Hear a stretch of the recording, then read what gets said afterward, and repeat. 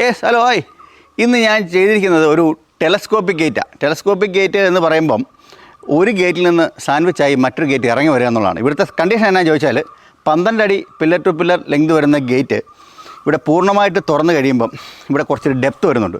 ആ സാഹചര്യത്തിലാണ് ഓട്ടോമേഷനോട് കൂടി ഞങ്ങളുടെ തന്നെ മാനുഫാക്ചറിങ് യൂണിറ്റിൽ ടെലസ്കോപ്പിക് ഗേറ്റ് കസ്റ്റമറുടെ ആർക്കിടെക്റ്റിൻ്റെ ഡിസൈൻ പ്രകാരം ഞങ്ങൾ നിർമ്മിക്കാനുണ്ടാവുന്നത്. അതിൻ്റെ വർക്കിംഗ് എങ്ങനെയാണെന്ന് ചോദിച്ചാൽ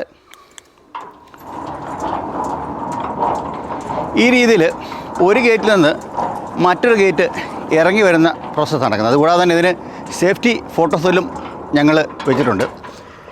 ഇതെന്ന് പറയുമ്പം നമ്മൾ മാനുവലാക്കുന്ന സാഹചര്യത്തിൽ സെൽഫ് ഡ്രൈവ് എന്നാണ് പറയുന്നത്. ഇതിപ്പം ഈ ഗേറ്റെ പിടിച്ച് നമ്മൾ വലിക്കുമ്പം മറ്റേ ഗേറ്റ് ഇറങ്ങി വരുന്നതായിട്ട് കാണാൻ പറ്റും. കാരണം അതിന് ഇതിൻ്റെ അകത്തുള്ള മെക്കാനിസമാണ് ഇതിൻ്റെ കാരണം.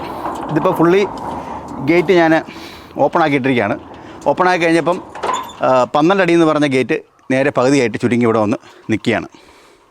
ഞങ്ങളിവിടെ റെസിഡൻഷ്യൽ ഷട്ടറും ചെയ്തിട്ടുണ്ട്.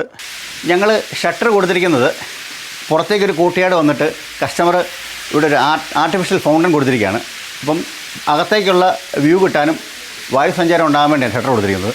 ഷട്ടർ വർക്ക് ചെയ്യുന്നത് എങ്ങനെയാണെന്ന് ചോദിച്ചാൽ ഇതിനകത്ത് റിമോട്ട് ഉണ്ടായിരിക്കും, കൂടാതെ പുഷ് ബട്ടൺ ഉണ്ടായിരിക്കും. ഇത് പ്യുവർലി ശരിക്കും പറഞ്ഞാൽ GI പ്രിഫറേറ്റർ ഷട്ടറാണ്.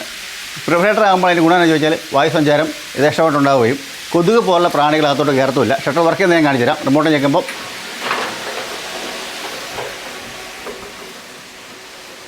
ഈ രീതിയിലാണ് ഷട്ടർ വർക്ക് ചെയ്യുന്നത്. വളരെ സൈലൻ്റ് ആയിരിക്കും.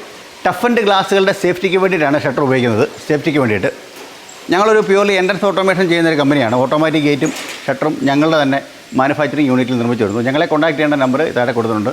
ഇത്തരത്തിലുള്ള എൻക്വയറി ഉണ്ടെങ്കിൽ ഞങ്ങളുമായിട്ട് ബന്ധപ്പെടുക. Thank you.